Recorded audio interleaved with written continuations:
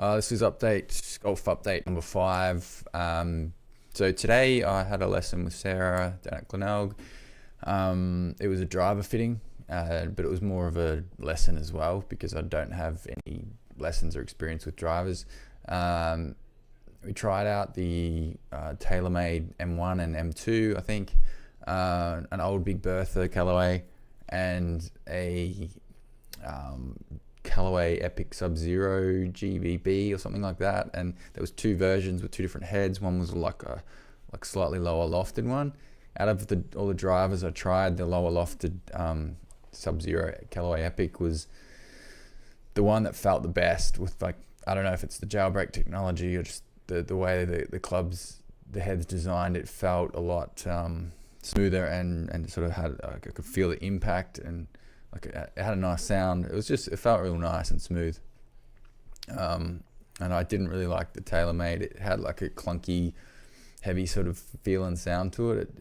It's not a real nice sounding club or feel for that matter. But I actually hit my longest shot with the M2, and I hit a few nice ones with the Callaway as well, Sub-Zero Epic, but I seem to be a bit more consistent with the Callaway than the M2, and it feels nice and I like the look of it and all that. But I'm probably not going to buy it because it's just too expensive, and at this point in my game I don't want to spend that much money on a new driver, and then a new 3-wood, and it's just a lot of money. So a few weeks ago I tried out a Srixon 565 and the 765 with some regular and stiff shafts, and I really like the feel of them. I compared them to like an old TaylorMade, maybe even a Big Bertha, something else as well, and it was a Nike, one of the last Nike drivers that were made, and out of all of them, the Srixons felt the nicest. They just had a nice, similar to the Callaway, like they just had a nice classic sort of shape of the driver head, but they also just felt nice. It had like a nice punchy feel to it and a nice sound. So I may end up getting those possibly, or even the models just before them. But yeah, I don't know. I mean, yeah, it's hard to, like, buying the secondhand ones. The issue is it's going to be hard to try some out before I buy them, and it's a lot of money. But yeah, we'll see. I might just get the newer Srixons. I'll do another fitting. I'll go back to the golf shop I tried them out at and ask to do another fitting on their launch monitor and compare the numbers that I was getting from today's session with the Callaways and the M2s and everything to the Srixon drivers, and see if I'm getting similar numbers, and if that's the case, then that's probably the one that I'll get. Also tried out one of the Cleveland TFI 8.0 putters, and I really liked it. It was a real nice putter. It felt real good. I tried out a few other putters, but that one was the standout for me. So definitely think that's on the cards. That's probably the next thing I'll get, because I really desperately need a new putter. The one I have doesn't really work for me. And I'm probably dropping a few shots per game, I'd say, with that putter, just because it doesn't feel right, and it's the wrong line sort of putter. Like, I have a slight arc in my swing, and that one doesn't suit that, I think. But yeah, I hit some good numbers today on the range with the drivers. I hit about 250 carry to, I think my longest was 259 maybe, I think, with the M2. But my Callaways were like 240, 50 meters carry, which is not like amazing, but it seemed, though, as the lesson went on, I was hitting more sort of consistently around that 250 mark, I think. And my swing speed was like, at the slowest it was about 105, and at the fastest it was like 112 or 13, something like that, miles per hour. And on average I was hitting like just below 110, like 1.8 on average miles per hour. So yeah, it was interesting to get those stats, and my most consistent shots were all like 105 roundabout. So that was interesting, getting that data. So I can use that data that I got today and take that with me and compare that to some other drivers and make a decision on what I want to get. But yeah, I'll keep working on my driving. I learnt a few things today with my drivers to put the ball a lot further forward, sort of in front of my front foot.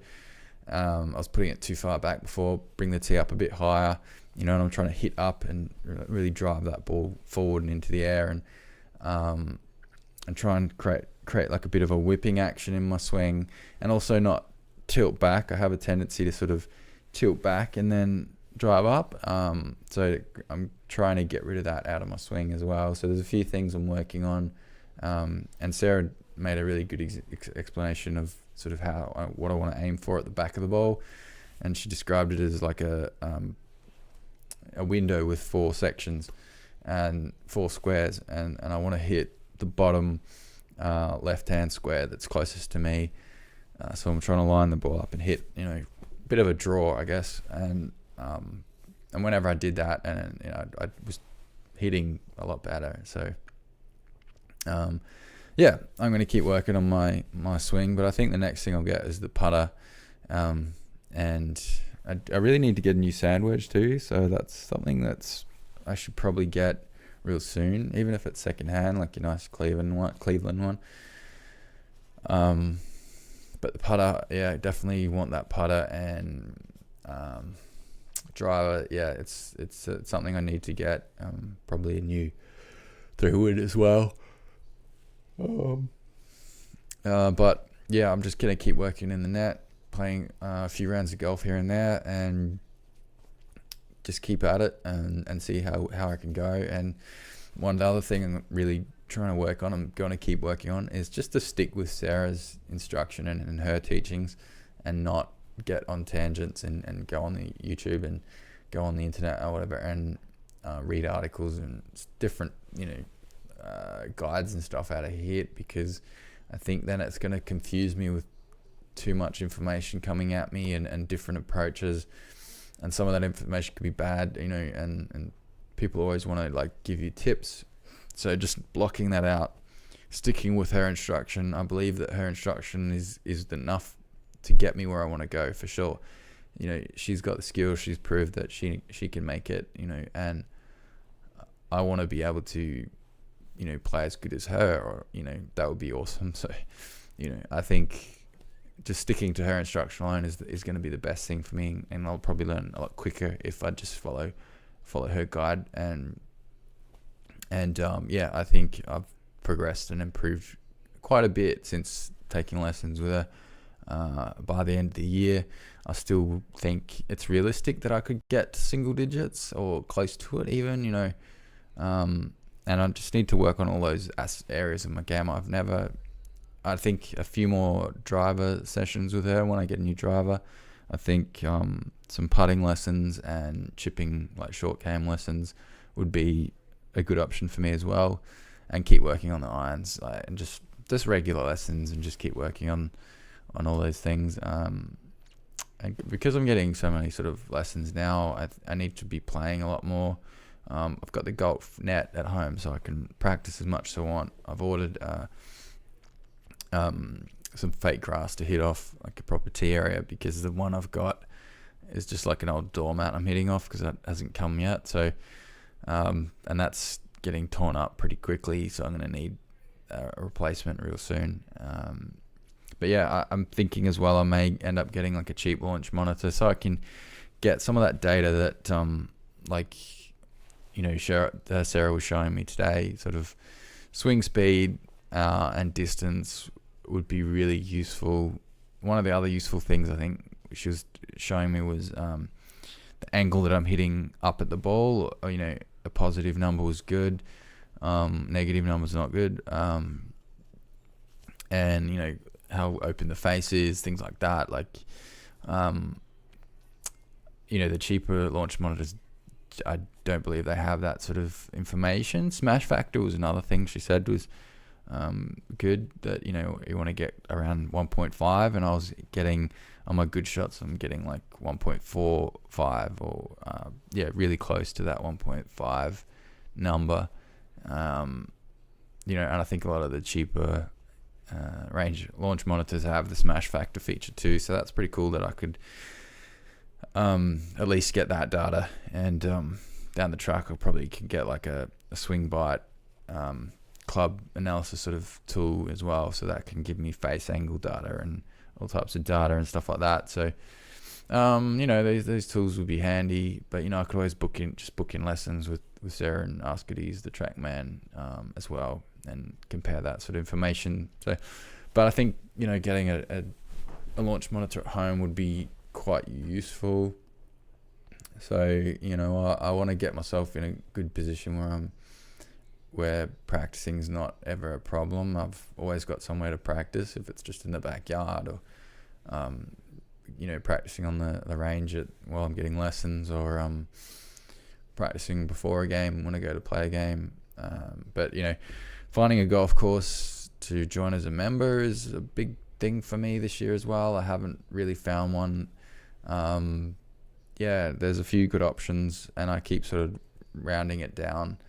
I just need to make a few inquiries and see what's going to work for me. But before I do that, I probably want to fully kit out my bag with all the clubs that I need, and then once I've done that, then I can sort of focus on, I think, joining a club, because at the moment I can still play in member tournaments and stuff like that, because I've got a social handicap that allows me to play in a range of all the different matches and stuff. So it'll do for now.